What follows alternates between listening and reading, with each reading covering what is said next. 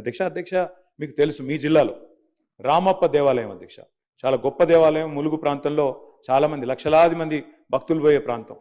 ఆ రామప్ప దేవాలయానికి కూడా మా ప్రభుత్వం ఉన్నప్పుడే అధ్యక్ష కేంద్ర ప్రభుత్వంతో అదేవిధంగా యునెస్కోతో మేము విపరీతమైన ప్రయత్నం చేసి చివరికి యునెస్కో గుర్తింపును కూడా మొట్టమొదటి ప్రపంచ హెరిటేజ్ సైట్ అధ్యక్ష మన రాష్ట్రంలో యునెస్కో హెరిటేజ్ గుర్తింపు తెచ్చింది కూడా ఆనాటి టీఆర్ఎస్ ప్రభుత్వం. మంత్రి గారు మర్చిపోకూడదని చెప్పి నేను గుర్తు చేస్తా ఉన్నాను.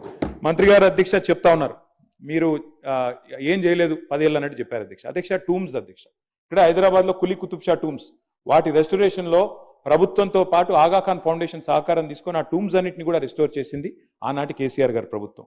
వారు యాదాద్రి టెంపుల్ టూరిజం గురించి చెప్పారు, యాదగిరి గుట్ట గురించి.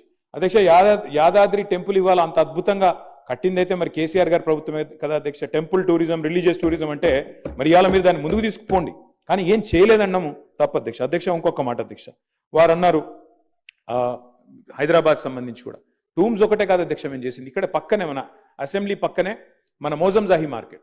చిన్నప్పటి నుంచి నేను ఇక్కడే చదువుకున్నాను అధ్యక్ష హ్యాబిట్స్లో, నేను ఆ పక్కన కూడా ఉండేవాను. ఆ మోజంజాహి మార్కెట్ని ఇలా అద్భుతంగా బ్రహ్మాండంగా తీర్చిదిద్దింది హెచ్ఎండిఏ ఆధ్వర్యంలో Quli Qutub Shah urban development authority ఆధ్వర్యంలో మా ప్రభుత్వం అధ్యక్ష. ఒక్క మోజంజాహి మార్కెటే కాదు, అక్కడే మురిగి చౌక్ అని ఉంటుంది అధ్యక్ష. ఓల్డ్ సిటీలో మురిగి చౌక్ని, మీరాలం ట్యాంక్ని ఒకటి కాదు అధ్యక్ష, ఓల్డ్ సిటీలో చాలా వారసత్వ సంపదను కూడా రిస్టోర్ చేసింది మా ప్రభుత్వం అధ్యక్ష. టూరిజంలో చాలా రకాలు ఉంటుంది, మంత్రి గారు చెప్పారు. రిలీజియస్ టూరిజం ఉంటుంది, స్పిరిచువల్ టూరిజం ఉంటుంది, ఈకో టూరిజం ఉంటుంది, మెడికల్ టూరిజం ఉంటుంది, అడ్వెంచర్ టూరిజం ఉంటుంది.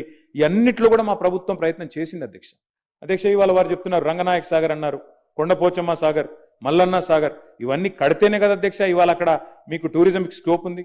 అవన్నీ కట్టింది కాళేశ్వరం ప్రాజెక్టులో భాగంగా. ఆ సాగర్ల నిర్మాణాలు, ఆ జలాశయాల నిర్మాణాలు చేయడమే కాకుండా అక్కడ టూరిజం కోసం డబ్బులు కూడా కేటాయించింది కేసీఆర్ గారి ప్రభుత్వం కాదా వారిని చెప్పానండి.